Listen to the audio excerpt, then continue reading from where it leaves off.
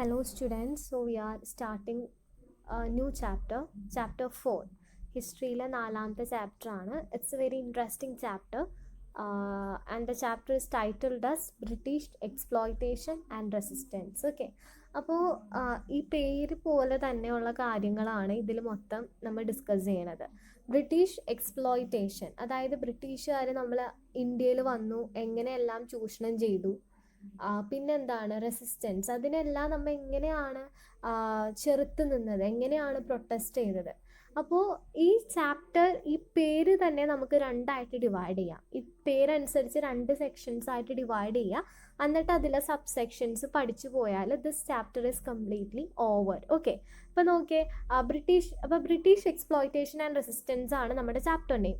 V can divide it into 2, രണ്ടായിട്ട് divide ചെയ്യാം. British എക്സ്പ്ലോയിറ്റേഷനും next സെക്ഷനിൽ ഏതാണ് റെസിസ്റ്റൻസും. അപ്പോൾ ആദ്യം ഇന്ന് നമ്മൾ ഡിസ്കസ് ചെയ്യാൻ പോണത് ബ്രിട്ടീഷ് എക്സ്പ്ലോയിറ്റേഷൻ്റെ കീഴിൽ വന്ന സബ് സെക്ഷൻസ് ആണ്.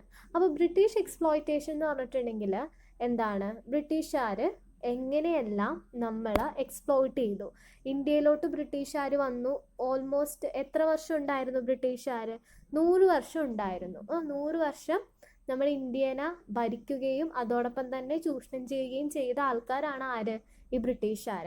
അപ്പോൾ ആ ഒരു എക്സ്പ്ലോയിറ്റേഷൻ തുടങ്ങുന്നത് ഏത് വർഷം തൊട്ടാണ്? 1757 തൊട്ടാണ്. 1757 ബാറ്റിൽ ഓഫ് പ്ലാസി നടക്കുന്നത്. അപ്പോൾ പ്ലാസി യുദ്ധം തൊട്ട് പിന്നെ പ്ലാസി യുദ്ധത്തിലൂടെയാണ് ഇന്ത്യയിലെ പകുതി മുക്കാൽ പാർട്സും ആരുടെ കയ്യിലാവണത്? ബ്രിട്ടീഷുകാരുടെ കയ്യിലാവണത്. പിന്നെ 1857 വരെ. ഇപ്പോൾ 1857 ആയപ്പോക്കും ബ്രിട്ടീഷുകാർ പോയി. എന്തുകൊണ്ടാണ്? 1857 മാർക്സ് ആൻ ഇമ്പോർട്ടൻറ്റ് ഇയർ. ഏതാണ്, എന്തുകൊണ്ടാണ് 1857 ഇമ്പോർട്ടൻ്റ് ആണെന്ന് പറയണത്? യെസ്, ഇന്ത്യൻ ഇൻഡിപെൻഡൻസ് ആണ് 1857. അതായത് ബ്രിട്ടീഷുകാർ പോയപ്പോൾ ഇന്ത്യക്ക് എന്ത് കിട്ടി?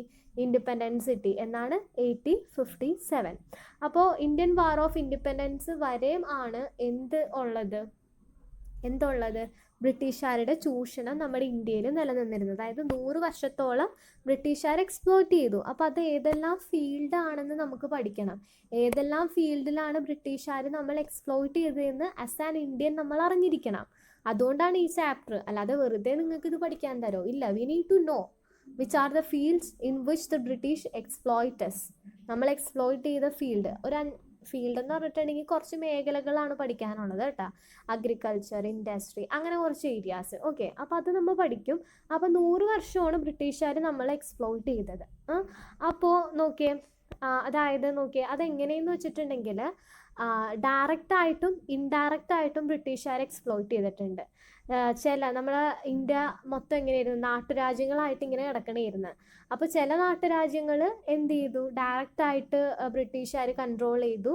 ബാക്കിയുള്ള നാട്ടുരാജ്യങ്ങൾ എന്ത് ചെയ്തു? അവിടുത്തെ രാജാക്കന്മാരനെ വെച്ചിട്ട് ഇൻഡയറക്റ്റായിട്ട് ബ്രിട്ടീഷുകാർ കൺട്രോൾ ചെയ്തുകൊണ്ടിരുന്നു. അപ്പോൾ ഇങ്ങനെയാണ് ബ്രിട്ടീഷുകാർ 100 വർഷം നമ്മൾ എക്സ്പ്ലോയിറ്റ് ചെയ്തത്. അപ്പോൾ ഈ ഒരു picture, this is A picture that I have taken from the text book. അതായത് ടെക്സ്റ്റ് ബുക്കിൽ നിന്നുള്ള പിക്ചറായിട്ട് നിങ്ങൾ ഭയങ്കരമായിട്ട് റിലേറ്റ് ആവണം. നിങ്ങൾക്ക് ഒരു റിലേഷൻ വേണം ടെക്സ്റ്റ് ബുക്കായിട്ട്.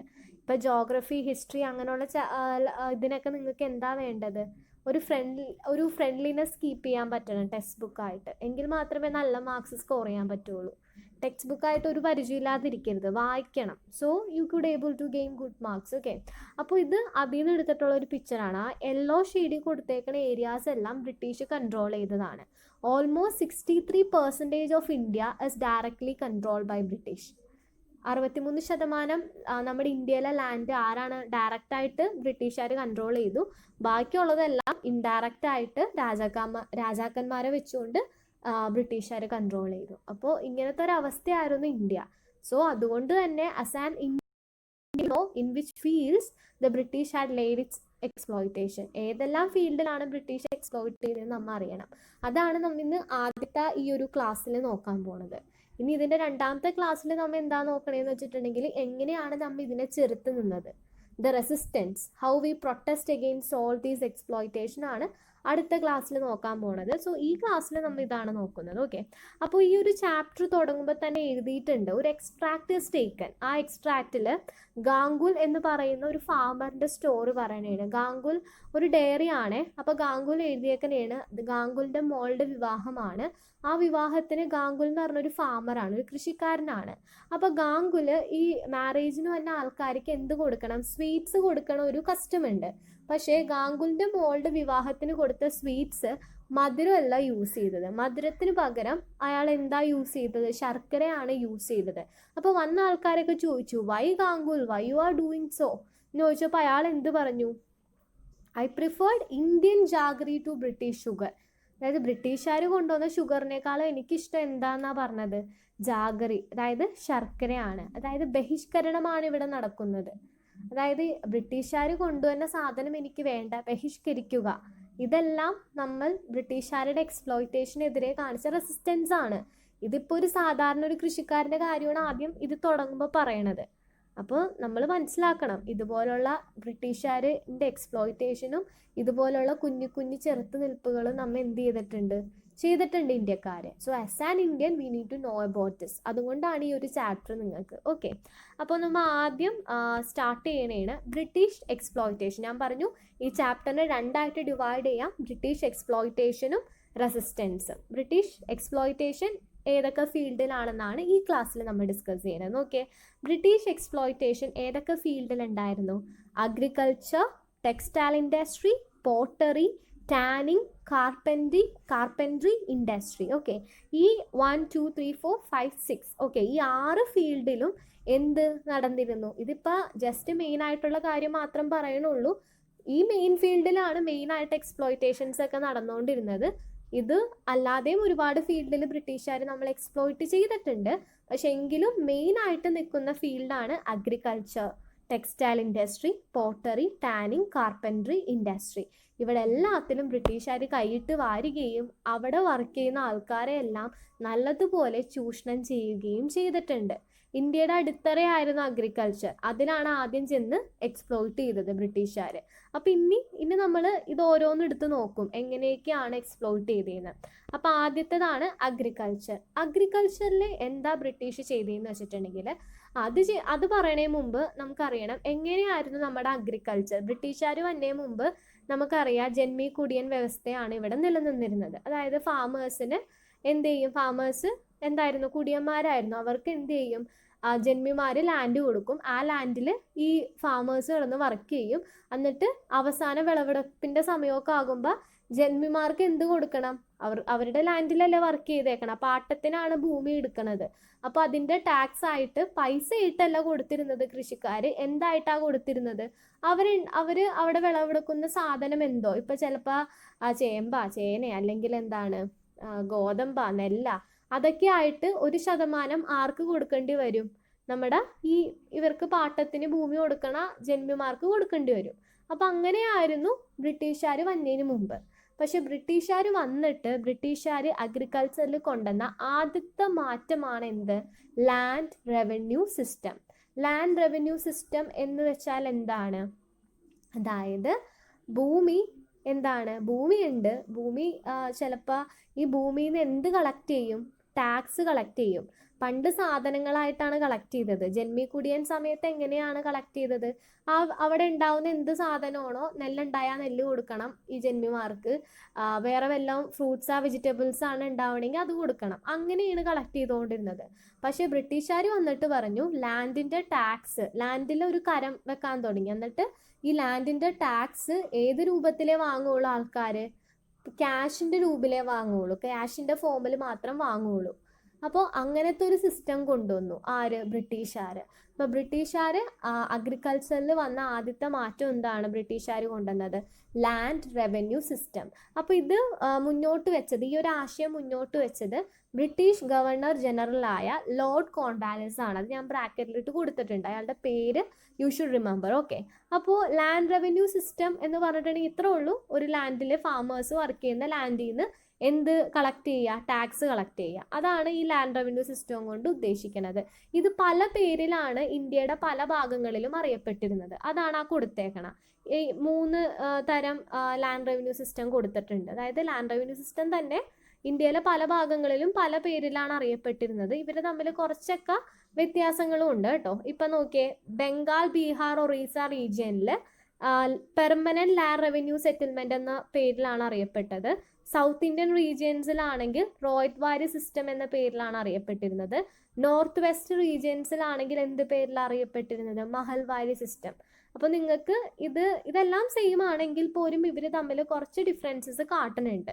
അപ്പോൾ നിങ്ങൾ ഇത് ഓരോന്നെടുത്ത് പഠിക്കണം. സോ ആദ്യം നമുക്ക് പെർമനന്റ് ലാൻഡ് റവന്യൂ സെറ്റിൽമെന്റ് നോക്കാം. ഇത് ഏത് റീജിയൻസിലാണ് കണ്ടുകൊണ്ടിരുന്നത്? ബംഗാൾ, ബീഹാർ, ഒറീസ റീജിയനിൽ. ഓക്കെ, അപ്പോൾ ഇതിൻ്റെ പ്രത്യേകതയാണ് എന്താണ്? ഭൂമി സമിന്ദാസ് ഉണ്ടാകും. ഈ സമിന്ദാസിൻ്റെ ഭൂമിയിലായിരിക്കും ഫാമേഴ്സ് വർക്ക് ചെയ്യണത്. അപ്പോൾ ഫാമേഴ്സിനെ നമ്മൾ ടീനൻസ് എന്നാണ് വിളിക്കുന്നത്. ഓക്കെ, അപ്പോൾ ഈ സാമിന്ദാസ് എന്ത് ചെയ്യും? ഇവർക്ക് ലാൻഡ് വിട്ടുകൊടുക്കും വർക്ക് ചെയ്യാൻ. അപ്പോൾ ഫാമേഴ്സ് വർക്ക് ചെയ്യും. വർക്ക് ചെയ്ത് കഴിഞ്ഞതിന് ശേഷം എന്ത് കളക്ട് ചെയ്യാൻ ആര് വരും? ടാക്സ് കളക്ട് ചെയ്യാൻ സാമിന്ദാസ് വരും. എന്നിട്ട് സാമിന്ദാസ് ടാക്സ് കളക്ട് ചെയ്യും. അത് എന്തിൻ്റെ ഫോമിൽ മാത്രം കളക്ട് ചെയ്യുള്ളൂ? ക്യാഷിൻ്റെ ഫോമിൽ. പണ്ട് സാധനങ്ങൾ കൊടുത്താൽ മതിയായിരുന്നു, പക്ഷെ ഇപ്പം എന്ത് കൊടുക്കണം? ക്യാഷ് കൊടുക്കണം. ഒരു ഡെഡ് ലൈൻ പറയും, ഇത്ര സമയത്തിനുള്ളിൽ ഒരു ദിവസം പറയും. ആ ദിവസത്തിന് കറക്റ്റായിട്ട് ഇവരെന്ത് കൊടുക്കണം? പൈസ കൊടുക്കണം. അല്ലെങ്കിൽ ഇവരെ ഭൂമിയിൽ നിന്ന് പിടിച്ച് എന്ത് ചെയ്യും? എക്സ്പെല്ലാക്കും. അതായത് അവരെ തള്ളിവിടും. അവർക്ക് ആ ലാൻഡിൽ നിന്ന് അവർക്കൊരു അവകാശം ഇല്ലാത്ത പോലെ ഫാമേഴ്സിനെ ലാൻഡിൽ നിന്ന് പുറത്താക്കും സാമിന്ദാസ്. അങ്ങനെയാണ് ചെയ്തുകൊണ്ടിരുന്നത്. അപ്പോൾ ഇപ്പോൾ കൃഷി നാശം വന്നേന്ന് വിചാരിച്ചോ, പക്ഷേ അവർക്ക് ടാക്സിൽ ഒരു ഇളവും കൊടുക്കാറില്ല. ഇപ്പം കൃഷി നാശം വന്നാലും അവർ കൊടുത്തുകൊണ്ടിരിക്കുന്ന എത്രയാണോ ടാക്സ് അത് ഫാമേഴ്സിന് സാമിന്ദാസിന് കൊടുക്കണം. 60% വരെയും ടാക്സ് ആണ് കൊടുത്തുകൊണ്ടിരുന്നത്. ഓക്കെ, അപ്പോൾ അങ്ങനെയായിരുന്നു നമ്മുടെ permanent land revenue system. Bengal, Bihar, Orissa റീജിയനിൽ നിലനിന്നിരുന്ന ലാൻഡ് റവന്യൂ സിസ്റ്റത്തിന്റെ പേരാണ് എന്ത്? Permanent land revenue system. അതെന്ന് വെച്ചിട്ടുണ്ടെങ്കിൽ സാമിന്ദാസും ഉണ്ട്, പിന്നെ ആരാണോ ഉള്ളത്? ടീനൻസും ഉണ്ട്. ടീനൻസ് എന്ന് പറഞ്ഞാൽ ഫാമേഴ്സ്. അവരുടെ നിന്ന് സാമിന്ദാസ് ടാക്സ് കളക്ട് ചെയ്യും. 60% വരെയും ടാക്സ് ഒക്കെയാണ് കൾട്ടിവേറ്റ് ചെയ്തുകൊണ്ടിരുന്നത്. ഇത്ര സമയത്തിനുള്ള ഒരു ടൈം വെക്കും. ആ ടൈമിൽ കറക്റ്റായിട്ട് ടാക്സ് കൊടുത്തില്ലെങ്കിൽ പൈസയുടെ ഫോമിൽ തന്നെ കൊടുത്തില്ലെങ്കിൽ they were expelled out from the farm land. Okay, പിന്നെ എന്താ സംഭവിച്ചത്? ഇപ്പം കൃഷിനാശം വന്നാലും അവർക്ക് എന്ത് കിട്ടണം? ടാക്സ് കിട്ടണം സാമിന്ദാസിന്. പിന്നെ അടുത്തതാണ് ഏതാണ്? രണ്ടാമത്തെ ലാൻഡ് റവന്യൂ സിസ്റ്റം വേറെ. അതായത് സൗത്ത് ഇന്ത്യൻ റീജിയൻസിൽ ഉണ്ടായ ലാൻഡ് റവന്യൂ സിസ്റ്റത്തിന്റെ പേരാണ് റോയ്റ്റ് വാരി സിസ്റ്റം. ഓക്കെ, റോഡ് വാരി സിസ്റ്റം എന്ന് പറഞ്ഞിട്ടുണ്ടെങ്കിൽ റോട്ട് എന്ന് പറയുന്ന പേരെന്ന് പറഞ്ഞിട്ടുണ്ടെങ്കിൽ ഫാമേഴ്സ് എന്നാണ് അർത്ഥം. ഓക്കെ, അത് സൗത്ത് ഇന്ത്യയിലാണ് ആ ഒരു ലാൻഡ് റവന്യൂ സിസ്റ്റം ഉണ്ടായിരുന്നത്. അതായത് ഇവിടെ എങ്ങനെയെന്ന് വെച്ചിട്ടുണ്ടെങ്കിൽ മറ്റേ സ്ഥലത്ത് നമ്മൾ ആദ്യം പഠിച്ച ആ ഒരു ഇത് നോക്കിയ പെർമനന്റ് ലാൻഡ് റവന്യൂ സെറ്റിൽമെന്റ്, ആ ഒരു റവന്യൂ സിസ്റ്റത്തിൽ ആർക്ക് അവകാശം ഉണ്ടായിരുന്നില്ല? ഭൂമിക്ക്. ഫാമേഴ്സിന് അവകാശം ഉണ്ടായിരുന്നില്ല, സാമിന്ദാസിനായിരുന്നു ഭൂമിയുടെ അവകാശം. പക്ഷെ ഇവിടെ എങ്ങനെയാണ്? ഫാമേഴ്സിന് അവകാശമുണ്ട്. റോയ്റ്റ് വാരി സിസ്റ്റം അനുസരിച്ച് ഫാമേഴ്സിന് അവകാശമുണ്ട്. പക്ഷെ ഫാമേഴ്സിന് എന്ത് കൊടുക്കണം? ടാക്സ് കൊടുക്കണം. ഡയറക്റ്റ് ആയിട്ട് ആരും വേണ്ട. അതായത് സാമിന്ദാസ് ഒന്നുമില്ല റോയ്റ്റ് വാരി സിസ്റ്റത്തിൽ. സൗത്ത് ഇന്ത്യൻസിൽ എങ്ങനെയായിരുന്നു? സൗത്ത് ഇന്ത്യയിൽ ഫാമേഴ്സാണ് ലാൻഡിൻ്റെ ഓണർ. പക്ഷെ അവർക്ക് എന്ത് കൊടുക്കണം? ടാക്സ് കൊടുക്കണം. ടാക്സിൻ്റെ റേറ്റ് ആണെങ്കിൽ അപ്പോൾ കൂട്ടിക്കൊണ്ടിരിക്കും. അപ്പം അങ്ങനത്തെ ഒരു അവസ്ഥയായിരുന്നു എവിടെ? സൗത്ത് ഇന്ത്യയിൽ. പിന്നെ അടുത്തതാണ് മഹൽവാരി സിസ്റ്റം. മഹൽവാരി സിസ്റ്റം എവിടെയായിരുന്നു? നോക്കിയേ, north west region. Okay, north west റീജിയനിലുള്ള ലാൻഡ് റവന്യൂ സിസ്റ്റത്തിൻ്റെ പേരാണ് എന്ത്? മഹൽവാരി സിസ്റ്റം. മഹൽ എന്ന് പറഞ്ഞാൽ അതിൻ്റെ അർത്ഥം വില്ലേജ് എന്നാണ്. അപ്പോൾ വില്ലേജിൽ ഫാമേഴ്സിൽ നിന്ന് ടാക്സ് കളക്ട് ചെയ്യുന്നതിൻ്റെ പേരാണ് മഹൽവാരി സിസ്റ്റം. അപ്പോൾ ഇവിടെ എങ്ങനെയെന്ന് വെച്ചിട്ടുണ്ടെങ്കിൽ എന്താണ്? വില്ലേജിൽ ഒരു ഹെഡ്മാൻ ഉണ്ടാകും. ആ ഹെഡ്മാൻ ആയിരിക്കും ഈ ടാക്സ് വില്ലേജിലെ ഫാമേഴ്സിൽ നിന്ന് കളക്ട് ചെയ്യുന്നത്. അപ്പോൾ അതാണ് മഹൽവാരി സിസ്റ്റം. അപ്പോൾ ഇതെല്ലാം തന്നെ നമ്മളിപ്പോൾ പഠിച്ച എല്ലാം എന്താണ്? ലാൻഡ് റവന്യൂ സിസ്റ്റമാണ്. ബ്രിട്ടീഷുകാർ കൊണ്ടുവന്ന ലാൻഡ് റവന്യൂ സിസ്റ്റമാണ്. ഈ ലാൻഡ് റവന്യൂ സിസ്റ്റം നമ്മുടെ ഇന്ത്യയിൽ പല ഭാഗങ്ങളിൽ പല പേരിലാണ് അറിയപ്പെട്ടിരുന്നത്. അവർ തമ്മിൽ കുറച്ച് ഡിഫറൻസസ് ഒക്കെ ഉണ്ട്. ഇപ്പം നമുക്ക് നോക്കിയപ്പോൾ മനസ്സിലായി കാണും അവർ തമ്മിലുള്ള ഡിഫറൻസസ് ഒക്കെ. അപ്പോൾ എങ്കിൽ പോലും ബേസിക് ആയിട്ട് അവർ ചെയ്തുകൊണ്ടിരുന്നത് എന്താണ്? ഒരു ലാൻഡിൽ നിന്ന് ഫാമേഴ്സ് വർക്ക് ചെയ്യുന്ന ഫാം ലാൻഡിൽ നിന്ന് ടാക്സ് കളക്ട് ചെയ്യുക. ഒരുപാട് ടാക്സ് കളക്ട് ചെയ്യും. ആ ടാക്സ് എന്തിൻ്റെ ഫോമിലായിരിക്കും? ക്യാഷിൻ്റെ ഫോമിലായിരിക്കും. കറക്റ്റ് ടൈമിൽ അവർക്ക് ടാക്സ് കിട്ടണം, അല്ലെങ്കിൽ ഈ ഫാമേഴ്സിന് എന്ത് ചെയ്യും? They were expelled out from the farm land. ചില സമയത്ത് ഈ ഫാമേഴ്സിന് എന്തെടുക്കേണ്ടി വരും? ചില സമയത്ത് ഈ ടാക്സ് കൊടുക്കാൻ ഫാമേഴ്സിൻ്റെ കയ്യിൽ പൈസ ഉണ്ടാകില്ല. അപ്പോൾ എന്ത് ചെയ്യും? ഇവരുടെ ഭൂമിയിൽ നിന്ന് ഇവരെ പിടിച്ച് തള്ളിയാല. അപ്പം അതുകൊണ്ട് ഫാമേഴ്സ് എന്ത് ചെയ്യും? ഈ മണി ലെൻഡേഴ്സ് ഉണ്ട്, പൈസ കടം കൊടുക്കുന്ന ആൾക്കാരുണ്ട്, അവരുടെ അടുത്തുനിന്ന് എന്തെടുക്കും? ലോൺ എടുക്കും. ലോൺ എടുത്തു കഴിഞ്ഞ് പിന്നെ അവസാനം ലോൺ അടക്കാൻ പറ്റില്ല, അവസാനം മണി ലെൻഡേഴ്സ് വന്ന് അവരുടെ ലാൻഡ് കൈകേറും. അപ്പം അങ്ങനത്തെ കാര്യങ്ങളാണ് ഇവിടെ നടന്നുകൊണ്ടിരുന്നത്. അപ്പോൾ ഈ ബ്രിട്ടീഷ് കൊണ്ടുവന്ന ഈ ഒരു land revenue system was actually exploiting ഫാമേഴ്സിനെ എക്സ്പ്ലോയിറ്റ് ചെയ്തു. നമ്മുടെ ഇന്ത്യയിലുള്ള ഫാമേഴ്സിന് ഫേസ് ചെയ്ത ഒരു എക്സ്പ്ലോയിറ്റേഷൻ ആണ് ഈ ലാൻഡ് റവന്യൂ സിസ്റ്റം. പിന്നെ ബ്രിട്ടീഷുകാർ അഗ്രികൾച്ചറിൽ കൊണ്ടുവന്ന വേറൊരു മാറ്റമാണ് കമേഴ്ഷ്യലൈസേഷൻ ഇൻ അഗ്രികൾച്ചർ. കമേഴ്ഷ്യലൈസേഷൻ എന്ന് പറഞ്ഞാൽ ഇത്രയാണ്: ബ്രിട്ടീഷുകാർ വന്നതിന് മുമ്പ് ഇന്ത്യയിലെ ഫാമേഴ്സ് ഫുഡ് ക്രോപ്സ് ആണ് കൾട്ടിവേറ്റ് ചെയ്തത്. നമുക്ക് തിന്നാൻ പറ്റുന്ന റൈസ്, അങ്ങനെയുള്ള വെജിറ്റബിൾസ്, ഫ്രൂട്ട്സ്, അങ്ങനെയുള്ള കുഞ്ഞു കുഞ്ഞു കാര്യങ്ങൾ. നമുക്ക് ഡെയിലി എന്താ തിന്നാൻ പറ്റണത്, നമുക്ക് ആവശ്യത്തിന് ഫുഡ് കഴിക്കാൻ വേണം. അപ്പോൾ അതുപോലുള്ള ക്രോപ്സ് ആണ് കൾട്ടിവേറ്റ് ചെയ്തുകൊണ്ടിരുന്നത്. പക്ഷേ ബ്രിട്ടീഷുകാർ വന്നപ്പോൾ ബ്രിട്ടീഷുകാർ എന്ത് ചെയ്യാൻ തുടങ്ങി? അവരുടെ രാജ്യത്ത് ആവശ്യമുള്ള ക്രോപ്സ് എല്ലാം ഇവിടെ കൊണ്ടുപോയി കൾട്ടിവേറ്റ് ചെയ്യാൻ തുടങ്ങി. അവരുടെ രാജ്യങ്ങൾക്ക്, ഇപ്പം യൂറോപ്യൻ രാജ്യങ്ങൾക്ക് എന്തൊക്കെ ക്രോപ്സ് ആണോ ആവശ്യമുള്ളത്, ആ ക്രോപ്സ് എല്ലാം നമ്മുടെ ഫാമേഴ്സിനെ കൊണ്ട് ഇവിടെ കൾട്ടിവേറ്റ് ചെയ്യാൻ തുടങ്ങി. അപ്പം അതിനെയാണ് ക്യാഷ് ക്രോപ്സ് എന്ന് പറയണത്. എന്നിട്ട് ഇവിടെ കൾട്ടിവേറ്റ് ചെയ്യിപ്പിച്ചിട്ട് അതെന്ത് ചെയ്യും? അങ്ങോട്ട് കൊണ്ടുപോകും, അവരുടെ രാജ്യങ്ങളിൽ കൊണ്ടുപോയി അവിടെ വിൽക്കും. അപ്പം ഇങ്ങനെ നടന്ന ആ ഒരു ചേഞ്ച്, അതായത് ഫുഡ് ക്രോപ്സ് കൾട്ടിവേറ്റ് ചെയ്തുകൊണ്ടിരുന്ന നമ്മുടെ farmers they started cultivating what? Cash crops. അപ്പം ഈ ഒരു റീപ്ലേസ്മെൻറ്റിനെയാണ് എന്ത് പറയണത്? കമേഴ്ഷ്യലൈസേഷൻ. ഇത് കൊണ്ടുവന്നതും ബ്രിട്ടീഷുകാരാണ്. അപ്പം എന്ത് സംഭവിച്ചു? സാധാരണ ഫാമേഴ്സ് എന്ത് ചെയ്തു? ഫുഡ് ക്രോപ്സ് കൾട്ടിവേറ്റ് ചെയ്യാതെ ക്യാഷ് ക്രോപ്സ് കൾട്ടിവേറ്റ് ചെയ്യാൻ തുടങ്ങി. കാരണം മാർക്കറ്റിൽ ഡിമാൻഡ് ഏതിനാണ്? ക്യാഷ് ക്രോപ്സിനാണ്. ഫുഡ് ക്രോപ്സിന് പൈസ ഒന്നും കിട്ടണില്ല. അപ്പോൾ ഫാമേഴ്സ് എന്ത് ചെയ്യാൻ തുടങ്ങി? ദേ started cultivating cash crops cultivate ചെയ്യാൻ തുടങ്ങി. അപ്പോൾ അതെന്തുകൊണ്ടാണ് ഫാമേഴ്സ് ക്യാഷ് ക്രോപ്സ് കൾട്ടിവേറ്റ് ചെയ്യാൻ തുടങ്ങിയത്? അവർക്ക് പൈസക്ക് ആവശ്യമുണ്ട്. അതായത് ഫാമേഴ്സ് ഫാം ചെയ്തിട്ട് അവർക്ക് ടാക്സ് കൊടുക്കാൻ പറ്റിയില്ലെങ്കിൽ അവരെ കൃഷിഭൂമിയിൽ നിന്ന് പിടിച്ച് പുറത്തോട്ട് തള്ളുകയാണ് ചെയ്യണത്. അപ്പം അങ്ങനെ ചെയ്യാതിരിക്കാൻ വേണ്ടി ടാക്സ് എന്ന് പറയുന്ന സാധനം കൊടുക്കണമെങ്കിൽ അവർക്ക് പൈസ വേണം. അപ്പം അതിനു വേണ്ടി ഫാമേഴ്സ് റെഡി ആവണേണ് ക്യാഷ് ക്രോപ്സ് കൾട്ടിവേറ്റ് ചെയ്യാൻ. അപ്പം അങ്ങനെ വന്നപ്പോൾ നമ്മുടെ നാട്ടിലെ ഫാം ലാൻഡ്സ് എല്ലാം തന്നെ എന്തായി മാറി? Cultivating area or cultivating fields of യൂറോപ്പായിട്ട് മാറി. യൂറോപ്പിൽ ആവശ്യമുള്ള സാധനങ്ങൾ കൾട്ടിവേറ്റ് ചെയ്യാൻ പറ്റുന്ന ഒരു നിലമായിട്ട് നമ്മുടെ ഇന്ത്യൻ ഫാം ലാൻഡ്സ് മാറി. Indian farmers were cultivating cash crops instead of food crops. അപ്പം ഇതിനെയാണ് എന്ത് പറയണത്? കമേഴ്ഷ്യലൈസേഷൻ. അപ്പോൾ ഫുഡ് ക്രോപ്സ് കൾട്ടിവേറ്റ് ചെയ്യാതെ ക്യാഷ് ക്രോപ്സ് കൾട്ടിവേറ്റ് ചെയ്ത് എന്ത് സംഭവിക്കും? നമ്മുടെ രാജ്യത്തിൻ്റെ എക്കോണമി തകരും, സാധാരണക്കാർ പട്ടിണിയിലാകും. കാരണം ആവശ്യത്തിന് തിന്നാനുള്ള ഫുഡ് അവർക്ക് കിട്ടാത്ത അവസ്ഥയാകും. ഫുഡ് ക്രോപ്സ് ഇല്ല, പകരം എന്താ കൾട്ടിവേറ്റ് ചെയ്തുകൊണ്ടിരുന്നത്? Cash crops. അപ്പം ഇങ്ങനത്തെ കുറേ എക്സ്പ്ലോയിറ്റേഷൻ ബ്രിട്ടീഷുകാർ ചെയ്തു. ഏത് ഫീൽഡിൽ? അഗ്രികൾച്ചർ ഫീൽഡിൽ. അപ്പോൾ രണ്ട് രീതിയിലാണ് എക്സ്പ്ലോയിറ്റ് ചെയ്തത്. ആദ്യം എന്ത് കൊണ്ടുവന്നു? ലാൻഡ് റവന്യൂ സിസ്റ്റം കൊണ്ടുവന്നു. രണ്ടാമത് എന്ത് ചെയ്തു? അഗ്രികൾച്ചറിനെ എന്ത് ചെയ്തു?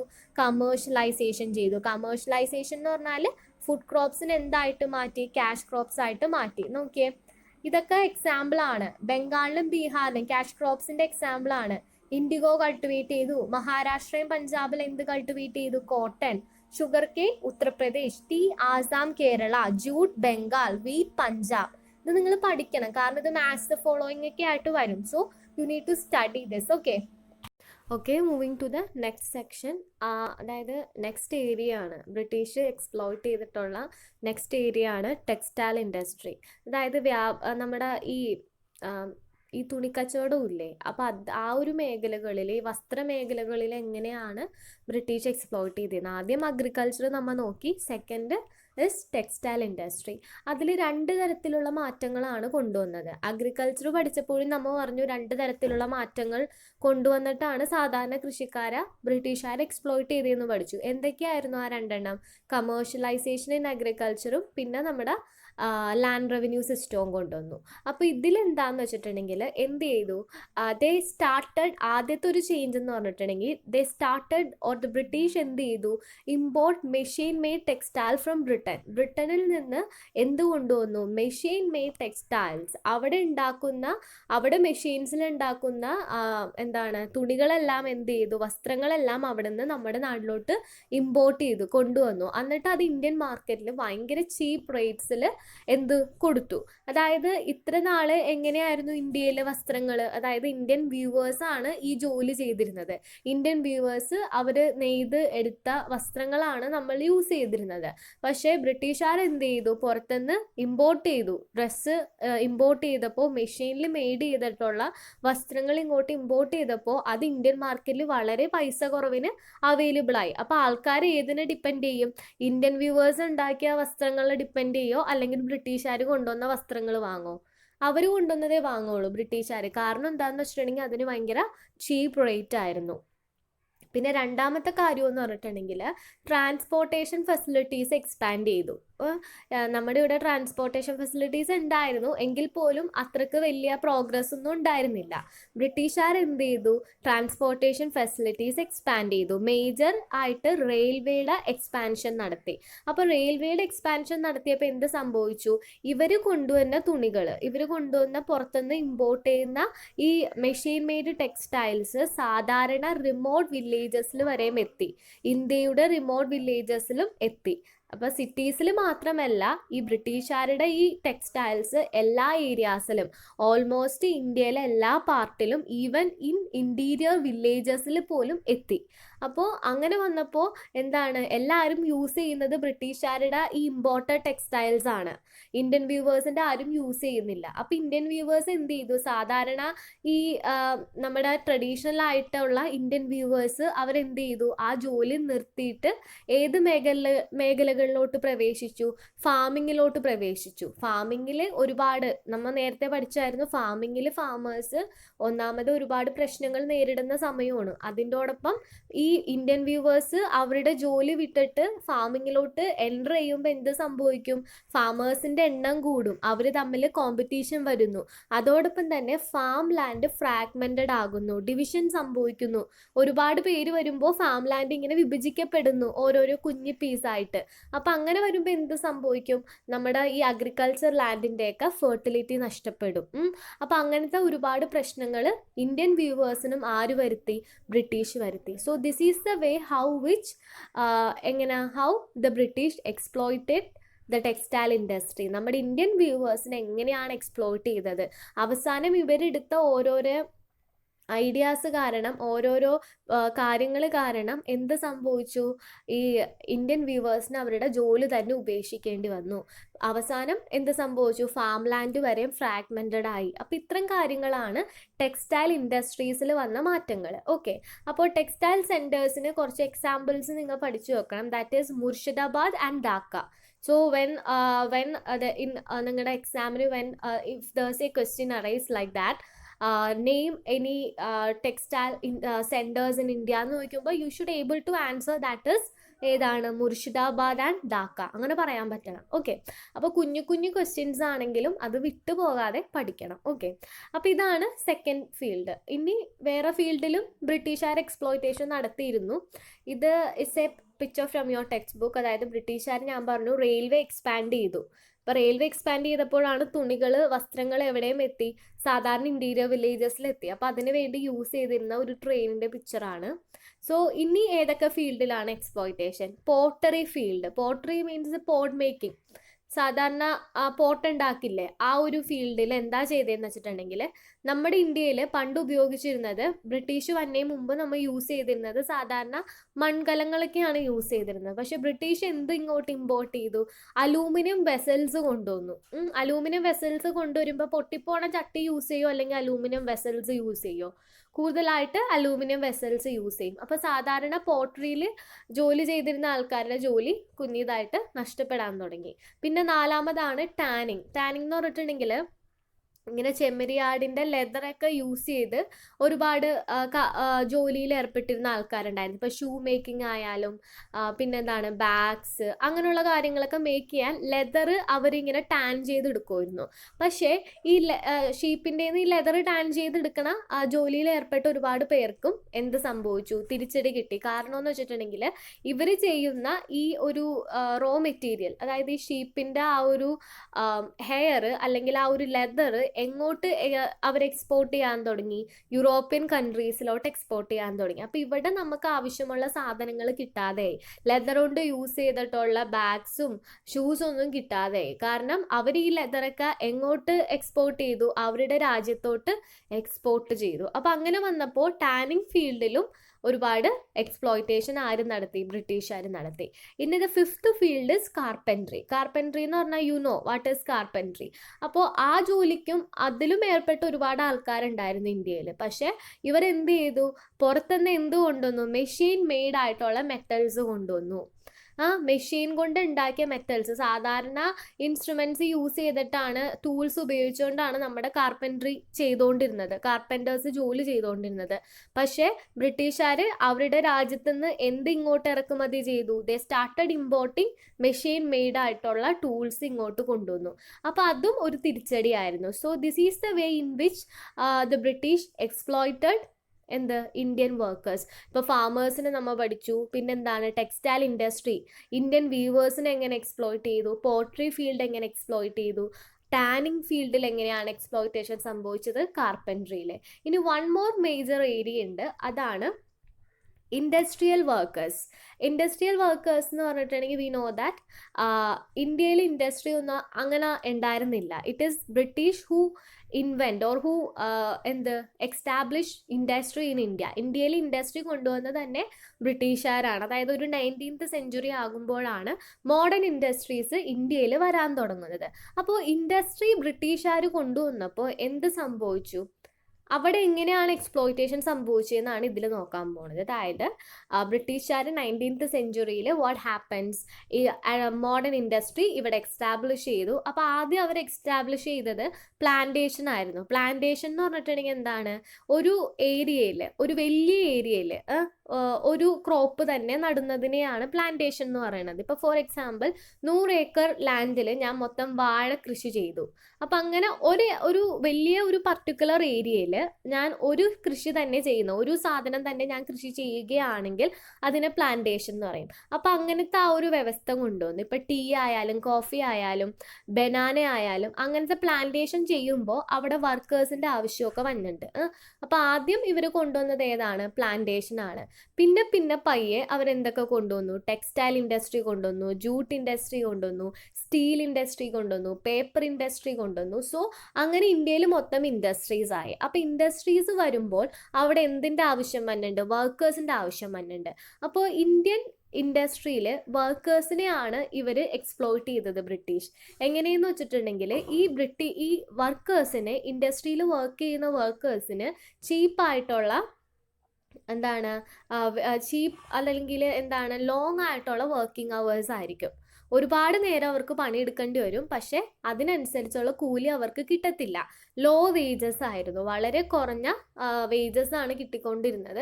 അതുകൂടാതെ അവർ വർക്ക് ചെയ്യുന്ന കണ്ടീഷൻ, അതായത് വർക്കിംഗ് കണ്ടീഷനും അവർ താമസിക്കുന്ന അക്കോമഡേഷൻ എല്ലാം തന്നെ വളരെ ബാഡ് ആയിരിക്കും. ഹൈജീനൊക്കെ ഒട്ടുമില്ലാത്ത പ്ലേസിലാണ് അവരെ കൊണ്ടുപോയി താമസിപ്പിക്കുന്നത്. അപ്പം അങ്ങനെ വന്നപ്പോൾ വർക്കേഴ്സിനെയും അവരെന്ത് ചെയ്തു, എക്സ്പ്ലോയിറ്റ് ചെയ്തു. അവർക്ക് ലാഭം കൊയ്യാൻ വേണ്ടി ഇൻഡസ്ട്രി കൊണ്ടുവന്നിട്ട് അവിടെ ജോലി ചെയ്യുന്ന വർക്കേഴ്സിനെ എക്സ്പ്ലോയിറ്റ് ചെയ്തു. അപ്പം ഈ 6 ഫീൽഡ്സിലെ എക്സ്പ്ലോയിറ്റേഷൻ ആണ് ആദ്യത്തെ സെക്ഷനിൽ നിങ്ങൾ ഈ ചാപ്റ്ററിൽ നോക്കേണ്ടത്. ബ്രിട്ടീഷ് എക്സ്പ്ലോയിറ്റേഷൻ ആൻഡ് റെസിസ്റ്റൻസ് എന്നാണ് നമ്മുടെ ചാപ്റ്ററിൻ്റെ നെയിം അല്ലേ. അപ്പോൾ ബ്രിട്ടീഷ് എക്സ്പ്ലോയിറ്റേഷൻ ഏതൊക്കെ ഫീൽഡ്സിൽ എങ്ങനെയൊക്കെയാണെന്ന് നമ്മളിപ്പോൾ നോക്കിക്കഴിഞ്ഞു. ഇനി അടുത്ത ക്ലാസ്സിൽ നമ്മൾ എന്ത് നോക്കും, റെസിസ്റ്റൻസ്. ഇതിനെതിരെ ഇപ്പോൾ അഗ്രികൾച്ചർ ഫീൽഡിൽ ബ്രിട്ടീഷ് എക്സ്പ്ലോയിറ്റ് ചെയ്തു, ടെക്സ്റ്റൈൽ ഇൻഡസ്ട്രി, പോട്ടറി, ടാനിങ്, പിന്നെന്താ പിന്നെ കാർപ്പൻട്രി, ദെൻ ഇൻഡസ്ട്രി ഏരിയാസിലെല്ലാം ബ്രിട്ടീഷ് അവരുടെ പ്രോഫിറ്റിന് വേണ്ടി അവിടെ വർക്ക് ചെയ്യുന്ന ആൾക്കാരെ എന്ത് ചെയ്തു, എക്സ്പ്ലോയിറ്റ് ചെയ്തുകൊണ്ടിരുന്നു. അപ്പോൾ അങ്ങനെ വന്നപ്പോൾ നമ്മൾ റെസിസ്റ്റ് ചെയ്യാതിരിക്കോ? ഇല്ല, വി ഷുഡ് റെസിസ്റ്റ്. നമ്മുടെ ഇന്ത്യക്കാർ ഇതിനെതിരെ റെസിസ്റ്റ് ചെയ്തിട്ടുണ്ട്, പ്രൊട്ടസ്റ്റ് ചെയ്തിട്ടുണ്ട്. അപ്പോൾ അതെങ്ങനെയൊക്കെയാണെന്ന് നെക്സ്റ്റ് സെക്ഷനിൽ അല്ലെങ്കിൽ നെക്സ്റ്റ് ക്ലാസ്സിൽ ഐ വിൽ ഡീറ്റെയിൽ ആയിട്ട് പറയുന്നതായിരിക്കും. സോ ഇത്രയും പഠിക്കുക, ഏതൊക്കെ ഫീൽഡിലാണ് എക്സ്പ്ലോയിറ്റേഷൻ നേരിടേണ്ടി വന്നത്. അപ്പോൾ ഈ 6 ഫീൽഡ്സും പഠിക്കുക. ആ 6 ഫീൽഡ്സിലും എന്തായിരുന്നു അവർ കൊണ്ടുവന്ന, ബ്രിട്ടീഷ് കൊണ്ടുവന്ന ഓരോരോ സ്ട്രാറ്റജീസ്, അതെങ്ങനെ ആ ഫീൽഡിനെ അഫക്റ്റ് ചെയ്തു, അതാണ് പഠിക്കേണ്ടത്. സോ ആ ഒരു first section is completed. So I thought that you all understand my class. So thank you.